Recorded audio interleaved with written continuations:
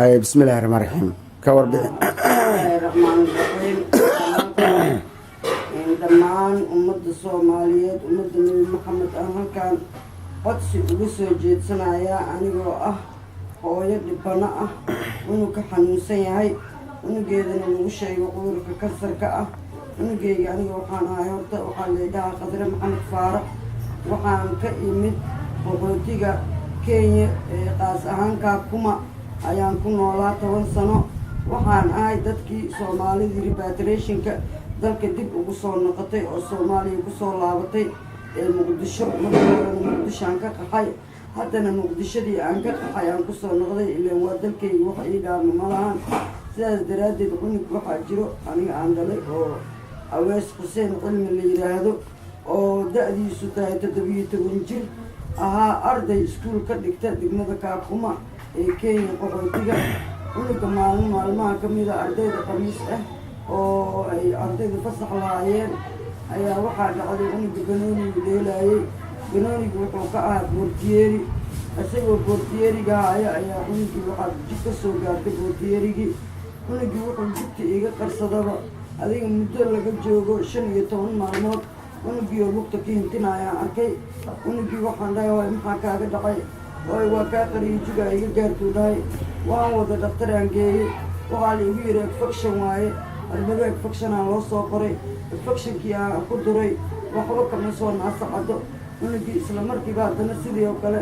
lugtii wuxuu leeyahay hooyoy lugtii dhuuxa ishub maayo lugta xanuunka wuxuu ka soo bilowday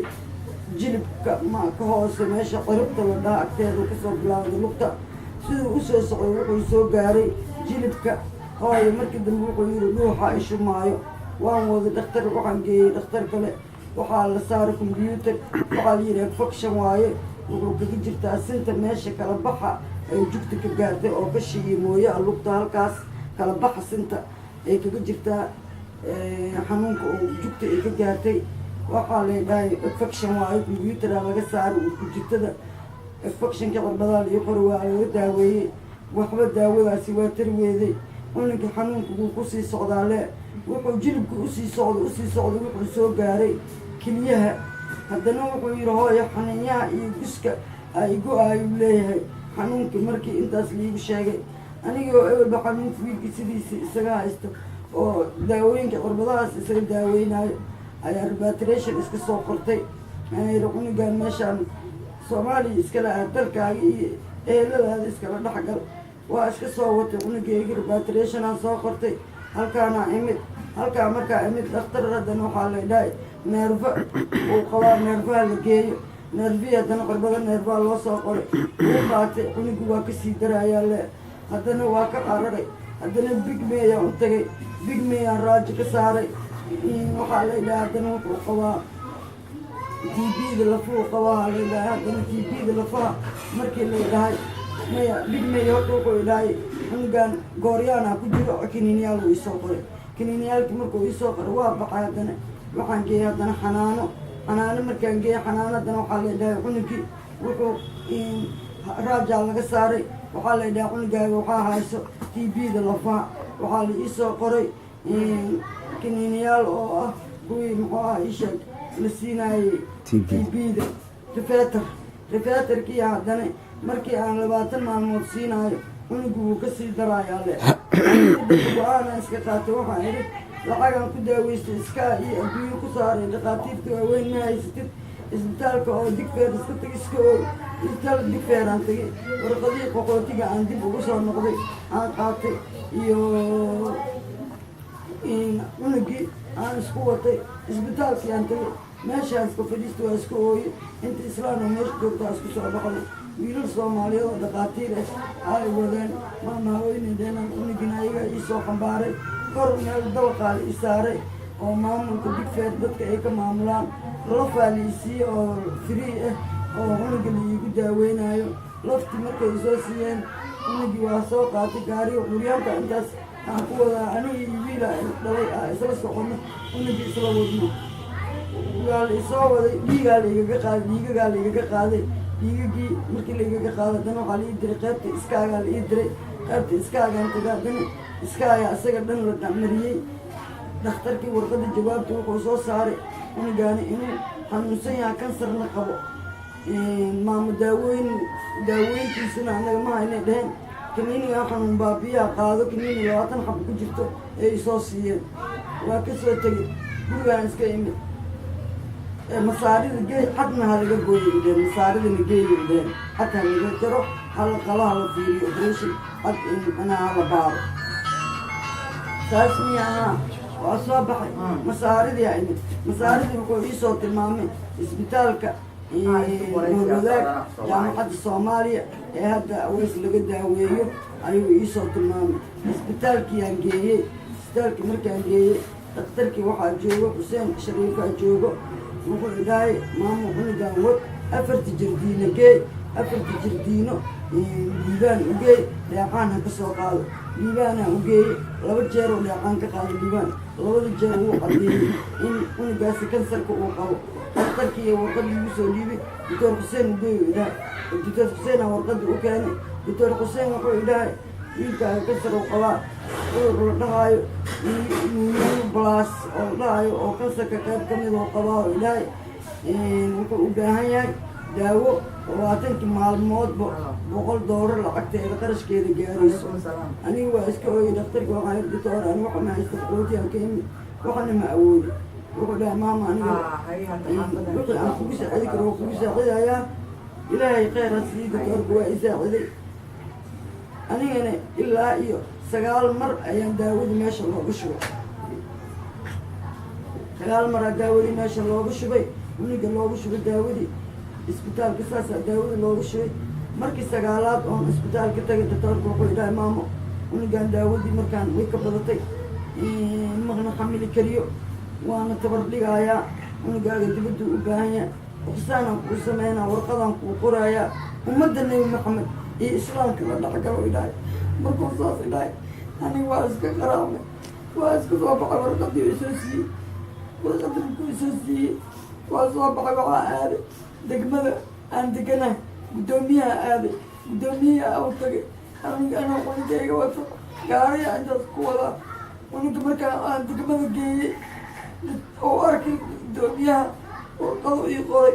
oo ah warqadii dhakhtarka uu soo qoray ka turjumayso in macnaha wixii islaan ama dowladda federaalka ah inay cunugaas ii caawiyaan sida ay dal 3aad igu gey lahayn aniga ma awoodi dal 3aad waxaan ku goy ma awoodi qoqootiyaan ka imid hooyo iska dhibana ahay lacag ma qabo ilaahayga subxaana qaadirka inta islaana ee dhaqaale uu siiyey iyo dowladda federaalka ra-iisul wasaaraha iyo madaxweynaha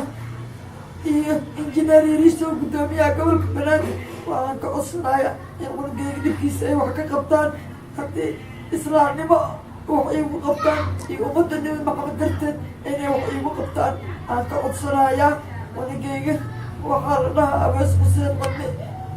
da-diisuna waa 17 jir aniga wax dhaqaalo aan haysta ma aha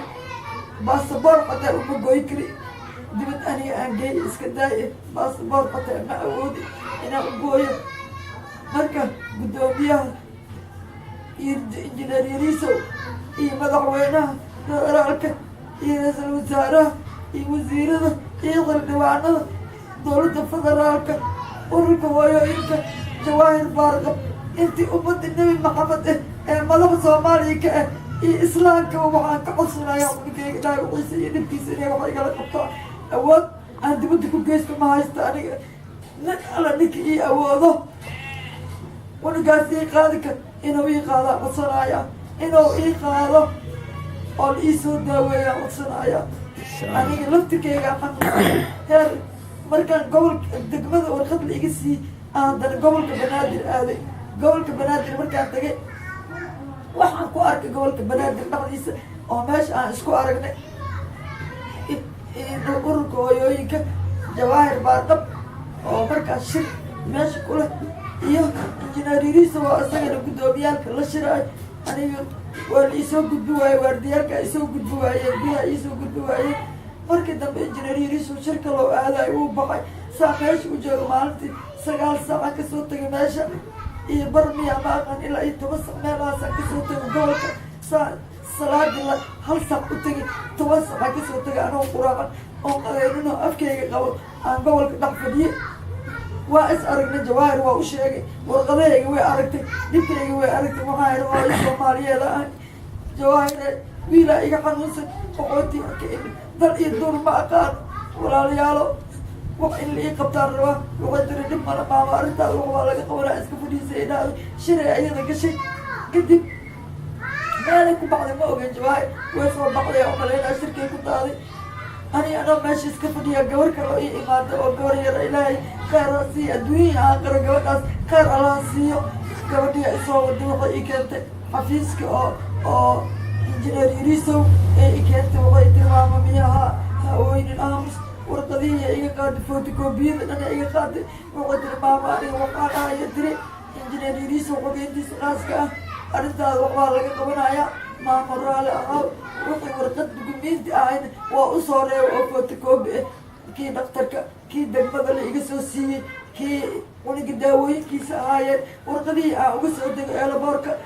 kii qaxootiga aan ku joogay kulli dukumentigayga waa u dhiibay marka waxaan ka codsanayaa xataa waan baxay waxaan tegay xarunta qaranka qaxootiga Soomaaliya annaga nalagu soo dejiyo taqaabilsanayo waa tegay dukumentigayga waan geeyey cuniga dukumentigiisa waan geeyey kii degmada waan geeyey kii dhakhtarka waan geeyey kii daawooyinkiisa waan geeyey ilaa iyo hadda wax iga caawiyey ama caawinaad iga siiyey ama isoo wacay ama wax idhahay ma arkin gabadhaasna ayadana ma ogi masaakiinta ilaahay khayr ha siiyo kolleyba way qaabishay biyo ii keentay anoo oynaya ilinta iga tagtay ma fahamtay hooyaya ooynina tiri warqadiina way iga reebatay hadda waxaa halkan ka codsanaya ra-iisul wasaaraha qaas ahaan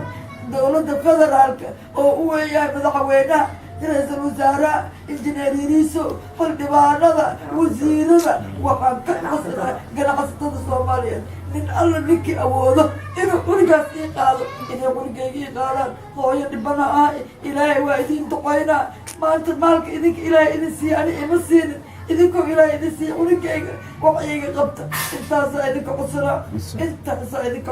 waraxmatullaahi